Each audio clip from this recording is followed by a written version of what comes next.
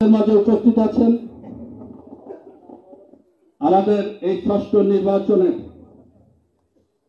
অংশগ্রহণকারী আমাদের এই ইউনিয়নের স্থায়ী বাসিন্দা, আমাদের পাশের গ্রামের কুশি গ্রামের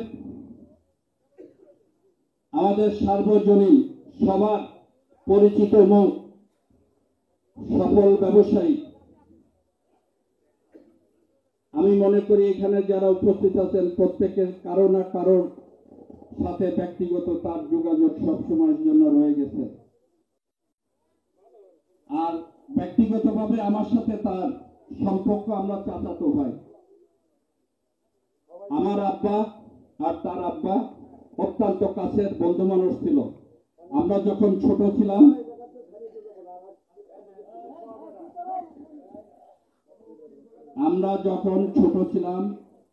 এই সাধারণ আমার ছোট ভাই, ওর বড় বোন, আমরা একসাথে পড়াশোনা করেছি।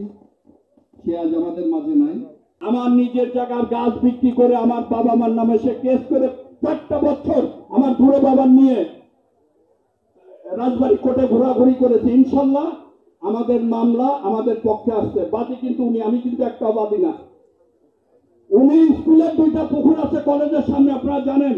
স্কুলের সভাপতি আমিও ছিলাম, আমাদের আজিজ ইকবাল কিন্তু সভাপতি ছিল। এই 2টা পুকুর উনি ব্যক্তিগতভাবে দখল করে খাইতেন। আমি সভাপতি হওয়ার পরে ওই পুকুর 2টা স্কুলের পক্ষে দখলে নিলাম। উনি আমার বিরুদ্ধে মামলা দিল, ইনশাল্লাহ সে মামলাও খারিজ হয়ে গেছে।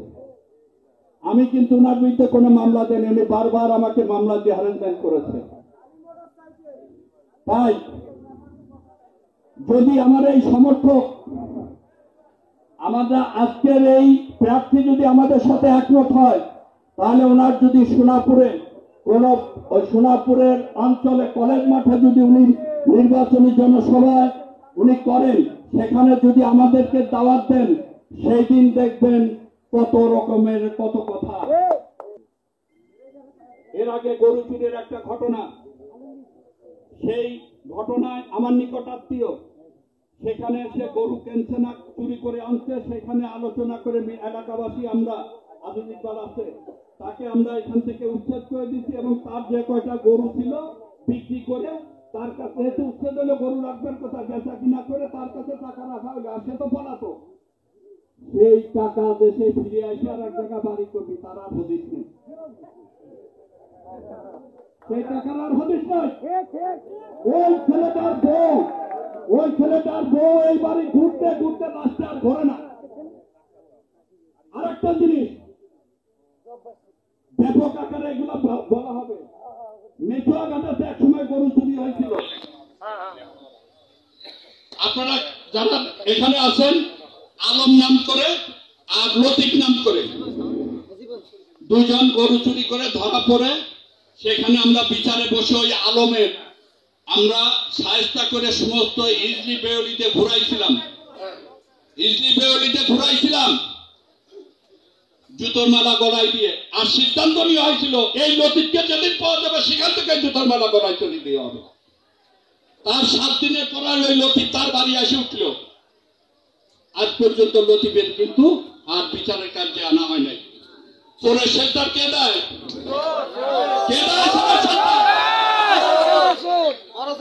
স্কুলের সভাপতি আমি ছিলাম, আজিজ ইকবাল ছিল। এই স্কুলে প্রধান শিক্ষক নিয়োগের সময় নিয়োগ আসলো। আমাদের বর্তমান প্রধান শিক্ষক যখন নিয়োগ পায়, তখন এই স্কুলের নিয়োগ দেওয়ার জন্য আমাদের এই কলেজের সবথেকে বড় ডনার সদস্য, তার ছেলে ঢাকায় একটা স্কুলে শিক্ষকতা করে, পরিতোষ নাম, তাকে নিয়োগ দেওয়ার জন্য 2 ভাই মিলে যে পরিমাণে টাকা নিয়েছে, একজন টাকা নিয়ে হতেই গেছে, আর একজন টাকা নিয়ে আপনার পাত্তা দেয় না, সে বেচারা এখান থেকে চলে গেছে। এই হলো পরিস্থিতি। এর সত্যতা আর এক সভাপতি আজিজ ইকবাল সাহেবের কাছ থেকে আপনারা জেনে নেবেন। অনেকেই অনেক কিছু জানেন না, এতদিন তো বলা বলি হয় নাই।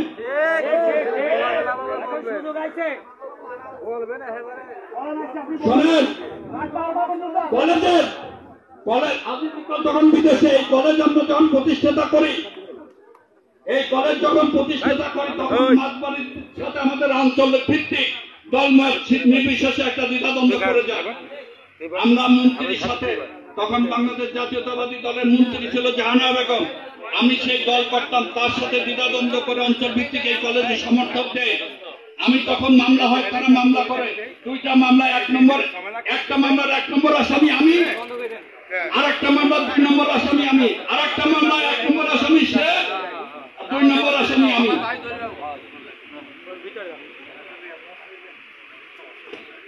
অথচ এই কলেজ যখন প্রতিষ্ঠা করি জমি পাওয়া যায় না, বিশা মিস্ত্রি, আগে শোনো, বিশা মিস্ত্রি নামে একটা ভদ্রলোক মারা গেছে মিস্ত্রি পাড়া। 4.5 পাখি ওই কলেজ যে জায়গায় এখন অবকাঠামো, 4.5 পাখি জমি তার কাছ থেকে লেখে নেওয়া হয় এবং তাকে জানানো হয় আপনাকে প্রতিষ্ঠাতা সদস্য বানানো হবে। আর তার ছেলের কাছ থেকে টাকা নিয়ে ওই হেডমাস্টার দিবারটা দেয় নাই, তার ছেলের কাছ থেকে। কত ন্যাক্কারজনক ঘটনা। আর সেই প্রতিষ্ঠাতা সদস্য তাকে না দিয়ে ওই কলেজের নামে লেখছেন প্রতিষ্ঠাতা সদস্য আবুল কালাম আজাদ। এটা কি কখনো সম্ভব? দ্বিতীয়ত, এই কলেজের বিভিন্ন বিল্ডিং, এই আপনি তো চেয়ারম্যান, টিআর কাবিখা আমার কাছ থেকে নিয়ে, আলীর কাছ থেকে নিয়ে বিল্ডিং একটা খাড়া করে, ওনার কিন্তু ব্যক্তিগত টাকা না। এই টিআর, জেলা পরিষদ, কাবিখা, এলজিএসপি, ইউনিয়ন পরিষদের, উপজেলা পরিষদের বিভিন্ন টাকা দিয়ে একটা বিল্ডিং করে পরে কি ওই বিল্ডিং টেন্ডার করায় সাধনের নামে টেন্ডার নিয়ে পরে কয়েক এটা আমি কাজ করছিলাম নিজের টাকায় দিয়ে, সাইডটা আমার দাও। এরকম কিন্তু নজির আছে, এইরকম কিন্তু নজির আছে। এই হলো তার চরিত্র। যারা উপস্থিত আছি আমরা সবাই মিলে তাকে সমর্থন দেব ইনশাআল্লাহ। আমার এই সমস্ত কথার সাথে কি আপনারা একমত? এর বিপক্ষে কি আপনাদের কোনো কথা আছে?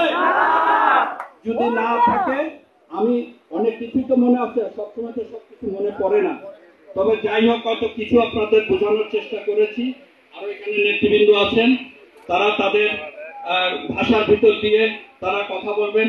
তবে আমার বলা এবং কথায় আমার ভাষাগত কারণে কারণ যদি বোঝার অসুবিধা হয় কিংবা কোনো জানার থাকলে আসুক। তো যাই হোক, তো সেই জন্য দলমত নির্বিশেষে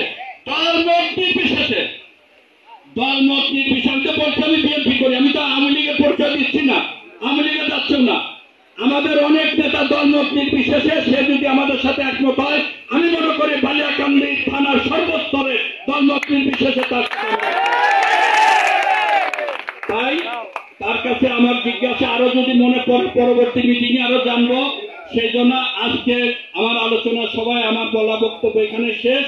যদি কারোর আরো কিছু জানার থাকে, বলার থাকে আমাদের প্রার্থীর সামনে, আপনারা আমাকে বলবেন না, নিজে সরাসরি এসে বলবেন, আমি তার সাথে আলোচনা করার চেষ্টা করব।